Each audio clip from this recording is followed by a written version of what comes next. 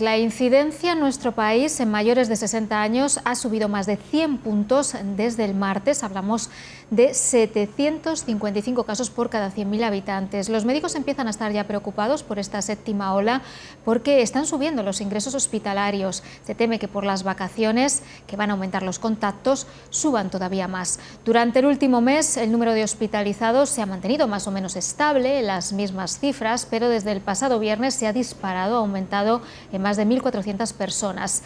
Hemos llegado a cifras que no veíamos desde el pasado 24 de febrero, casi 7.800 ingresados. La razón, entre otras cosas, la encontramos en las subvariantes de Omicron, que tienen una mayor capacidad de contagiar. Desde Bruselas, el presidente del Gobierno hacía esta anuncio. Esas medidas no tendrán una duración de 3 meses, sino que se extenderán hasta el 31 de diciembre de este año. Se prorrogarán las medidas anticrisis hasta finales de año.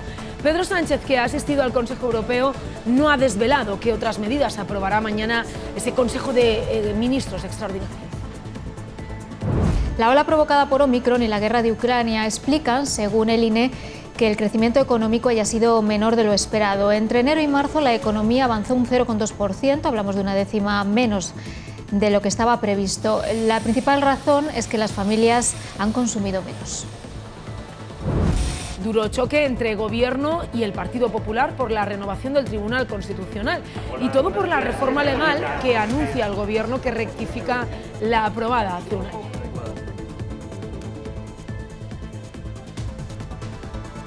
¿Usted cree que se puede negociar con alguien que no solamente no tiene respeto por la negociación, sino que además rompe cualquier tipo de puente para seguir conversaciones y seguir negociando? Por favor, señor Feijóo, deje de mentir. No había ninguna negociación, ninguna mesa de negociación. Lleva usted sin sentarse desde que es presidente del Partido Popular. La empresa Indra se ha desplomado más de un 20% esta mañana en bolsa. A los inversores no les ha gustado el resultado de la Junta de Accionistas que se celebró ayer y en la que se produjo el cese de 4 consejeros independientes a cambio de 3 promovidos por la SEPI. Un vuelco en el Consejo que permite al Gobierno controlar la tecnológica. La Comisión Nacional del Mercado de Valores, encargada de vigilar ese comportamiento del mercado y de las compañías, considera que el cambio es legal, aunque dice preocupante. Es un hecho, yo diría que llamativo y que yo calificaría de preocupante, en el sentido en que pueda poner en peligro esa calidad de buen gobierno a la que todos aspiramos. Son imágenes grabadas por la Asociación Marroquí de Derechos Humanos en Nador, en Marruecos, cerca de la frontera con Melilla. Según el gobierno marroquí, hay 5 muertos en este intento de saltar la valla. Más de 70 personas están heridas.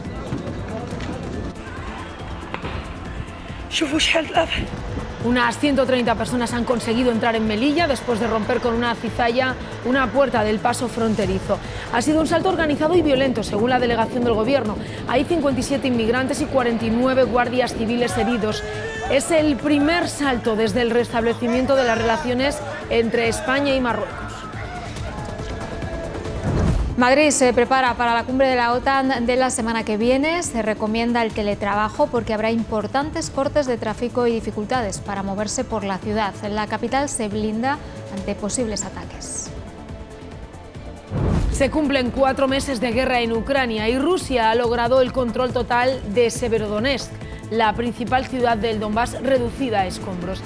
Ya han salido los últimos soldados ucranianos que resistían, mientras que en la vecina Lysychansk, al otro lado del río, continúan las evacuaciones ante el avance de las tropas rusas, que ya se han hecho con uno de los principales distritos.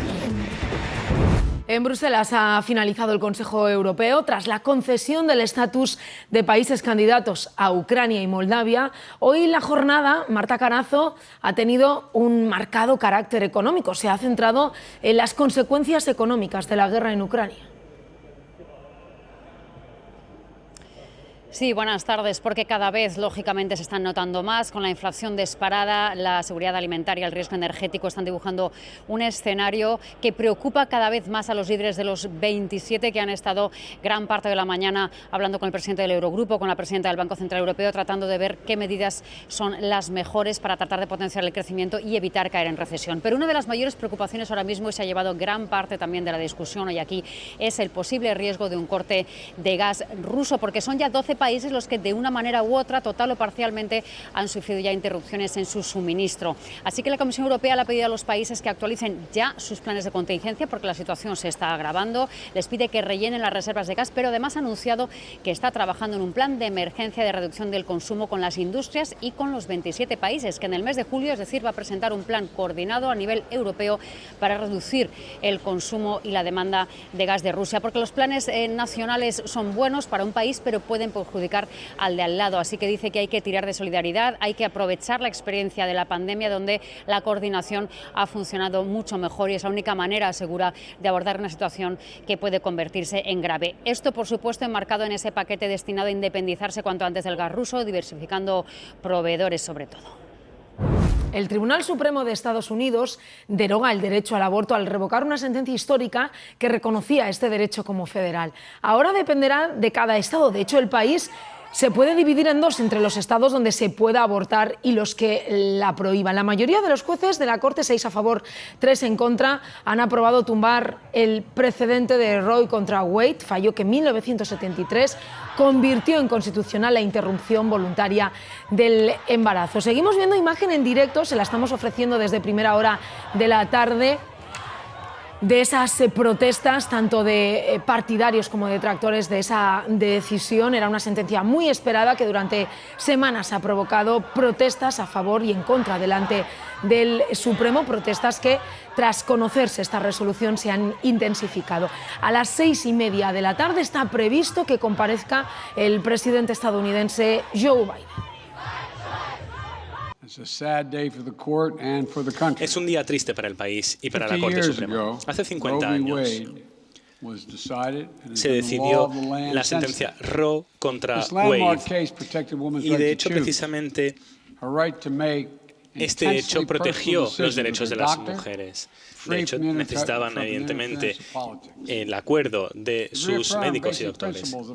Y, de hecho, esto lo que hace es eliminar los principios básicos de la igualdad, porque las mujeres deberían tener su propio destino. Y también vulnera el derecho a la privacidad. Nuevo seísmo en Afganistán. Hay 5 muertos. Ha sido en el mismo lugar del terremoto del miércoles, una zona remota y montañosa fronteriza con Pakistán.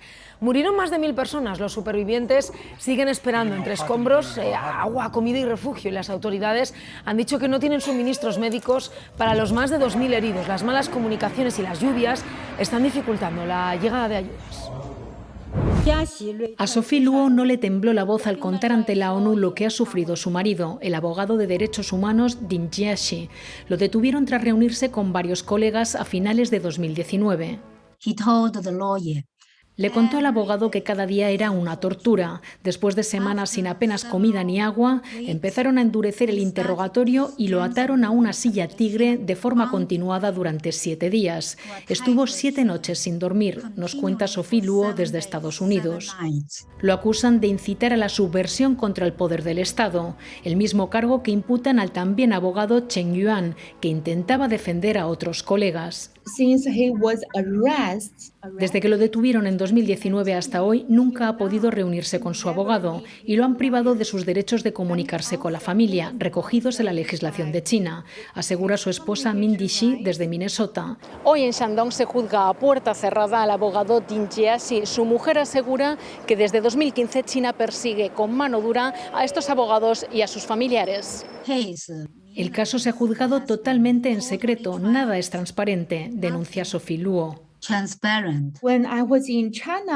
Cuando estaba en China, como alzaba continuamente la voz en nombre de mi marido y sus 2 colegas detenidos, la policía secreta también me amenazó muchas veces, nos cuenta Mindy Xi. Abogar porque en China se respeten los derechos constitucionales los ha colocado a todos en el punto de mira.